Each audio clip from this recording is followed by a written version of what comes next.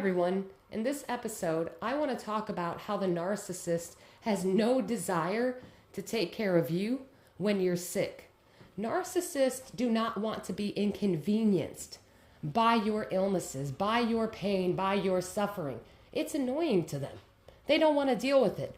The only time a narcissist pretends to care is, well, when they're love bombing you because they need to hook you and reel you in. They need to secure you as a source of supply so they can devalue you, so that they can make you believe that you are them so they can regulate themselves. They have to spew all their toxicity, all their anger, all their inner rage, and all their turmoil. They need to project that onto you, and they need you to internalize it. You're the container for the narcissist. That's how they regulate themselves. While you're crying and you don't understand why you're being treated this way, while you're begging them to please treat you better, while you're constantly defending yourself against their lies and their accusations, which, by the way, anytime a narcissist accuses you of something, that projection is actually a confession. So pay attention to when that narcissist starts accusing you of things or wants to do all that Darvo gaslighting and blame shifting and stonewalling stuff. Yeah, it's to avoid accountability and deflect attention away from the fact that they know they're doing bad stuff to you and you know they're doing bad stuff to you. But they make it impossible to hold them accountable and they watch you break down. And that's how they get their narcissistic supply. So I want to tell you a personal experience about when I was sick. I had a major surgery, and I mean a major surgery. I had, 15, 20 stitches in my abdomen area. My surgeon specifically told the narcissist that I was dating not to have sex, not to, no strenuous physical activity. I was extremely sick after this surgery. It was very intense. Well, what do you know? So I planned this surgery. And the narcissist tells me he's going to be there all weekend to take care of me. He said, I promise I'll be there. The night before my surgery, I took him to the grocery store and let him pick out over $100 worth of food just for him so that he could be comfortable while he stayed with me at my house for a few days after my surgery. I wanted him to be able to have food and I couldn't be left alone. So I bought all this food for him. He walked through the grocery store with me, filled up the cart, picked out everything that he wanted. Went back to my house and he's treating me terribly. He starts accusing me of cheating on him and he's throwing all these accusations at me. Now, this is the night before a major surgery and I was already terrified of this surgery. So while he's projecting and abusing me, which now I know that when he was accusing me of cheating on him and accusing me of being with someone else, it was actually a confession because that weekend of my surgery, he left me. He brought me home from surgery, spent that night, and the next morning he left. And where did he go? To go live his double life with another woman that I had no idea about. He was treating me so bad. And after my surgery, when I was laying in bed that next morning, he just wanted to have sex so bad. And he knew that I was in pain. I had stitches all over me. I couldn't even move out of bed. I couldn't even get to the bathroom by myself. I could barely drink, swallow. I was just so sick from this surgery.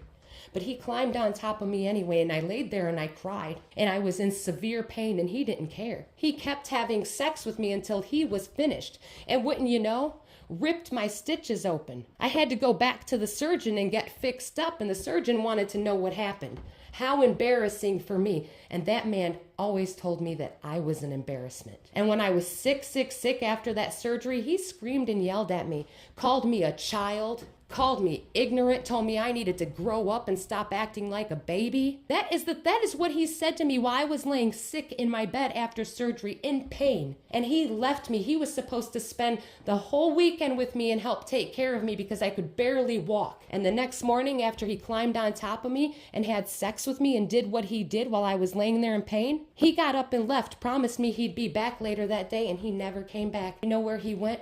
He went and spent the rest of that time with his new girlfriend, that double life he was living behind my back. But that's what narcissists do. And he told me, I don't love you anymore. I don't love you. He told me I needed to learn to be alone. And now I also understand that that's a projection because he knew he needed to learn how to be alone because he jumps from person to person. And I'm thinking, I don't need to learn how to be alone.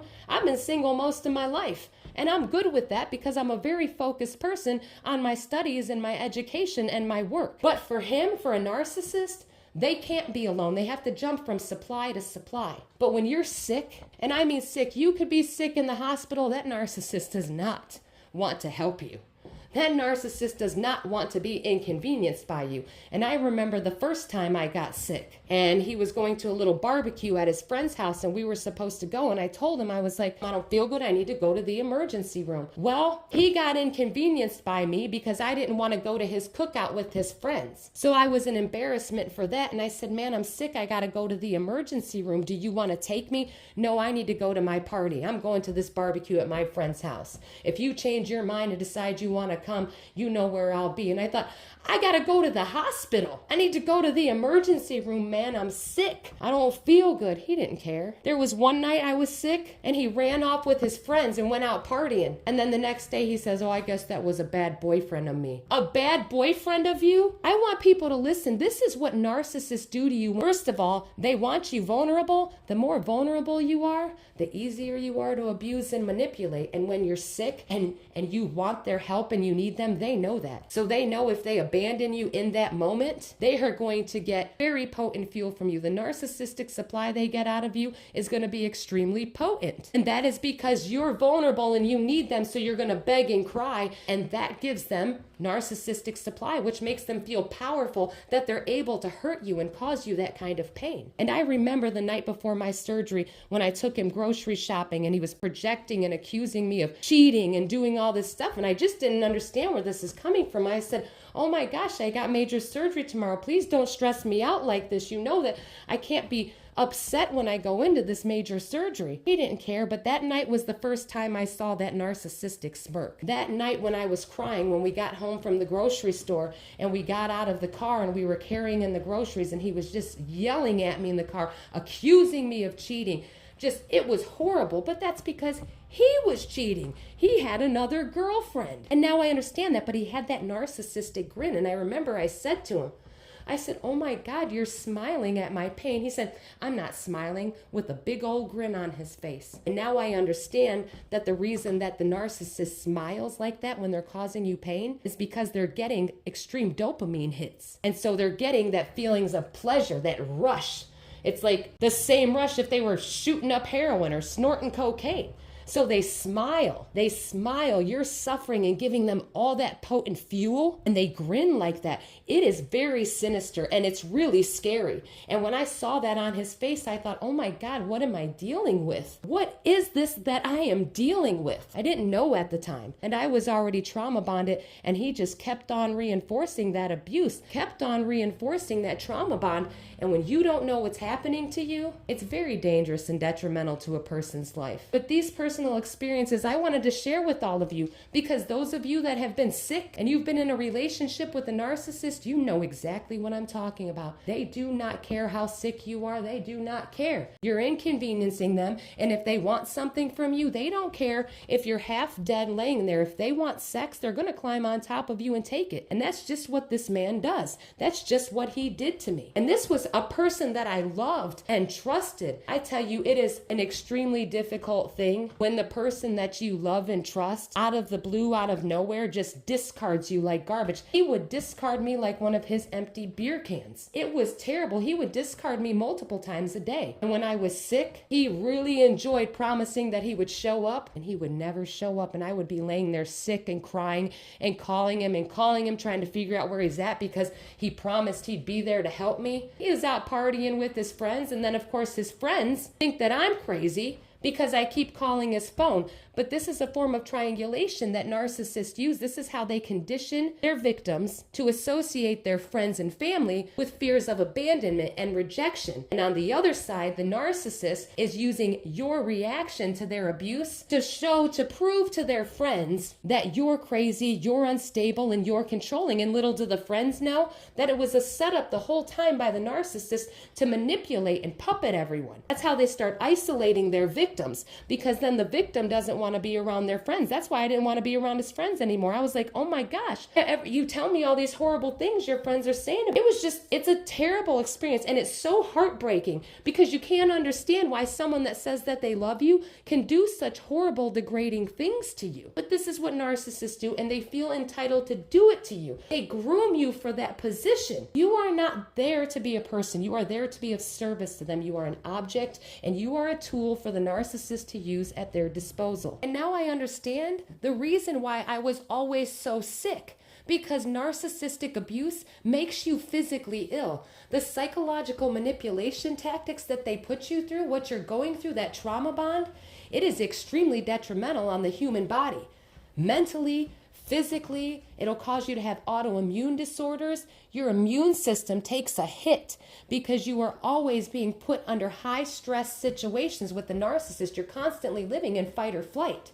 And your body can only take so much of this type of abuse before it starts to break down. And now I understand that's what was happening. I was getting sick all the time because he was making me sick, and I didn't understand. And this is what narcissists do to their victims. That is why all the victims of narcissists end up with mental health issues, physical health issues, and that narcissist is never going to go to the doctor and say, hey, I think something's wrong with me, because the narcissist doesn't think there's anything wrong with them. You're the problem. There's something wrong with you. So the narcissist needs you to go fix yourself so that you can perform better for them and give them more supply, because when you're sick and all broken down, the narcissist doesn't have use for you. They're going to have to go find supply elsewhere. If you're not giving them the supply they want, you're useless to them. And well, when you're sick, you're useless to a narcissist, and they'll go get supply elsewhere. They can't sit around taking care of you. How is that supply for them? That's them spending energy, and they're only going to do that stuff during love bombing. To all of you listening,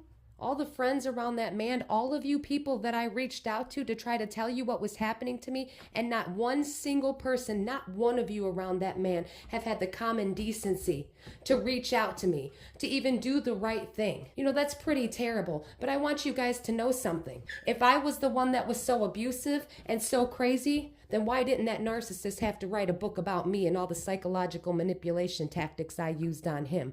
Why didn't that narcissist have to go to the doctor because he was sick all the time because I was just so abusive to him? Why didn't that narcissist have to start a YouTube channel and a TikTok to educate people on this type of abuse, these types of psychological manipulation tactics? If I was so awful and I was such the problem, why didn't he have to write the book about me? Exactly. So I want all of you to think about that. All of you that enabled this behavior and think it's okay. All of you that are still sitting there listening to this, but that's okay. Because like I said, last time I checked, that narcissist didn't have to write a book and become a doctor because I was so abusive towards him. Well, guys, I hope you enjoyed this episode. I hope me sharing my personal experiences with you helped you feel like you're not alone. So if any of you ever need to talk or you want to share your stories, feel free to reach out to me either in the comments, or if you want to remain anonymous or have a more private conversation, feel free to email me at psychwarnpd@gmail.com. That's psychwarnpd@gmail.com. And I just want to say to all of you, I really appreciate your comments. It means so much to me that you are sharing your experiences, because I gotta tell you, when I first started on my journey and getting all this information, it was comments like the ones that all of you leave that helped me survive this, that helped me stay alive through this. It's because of people like you watching my channel, people that are leaving comments, and many other amazing content creators. I'm still alive because of all of you. And I want to thank you for your support, because it is a very lonely journey. It's very scary when you're dealing with narcissistic abuse, because they isolate you from everyone and they make you dependent on them. So, okay, guys, stay safe, stay strong, and keep getting the knowledge. You are all going to be amazing.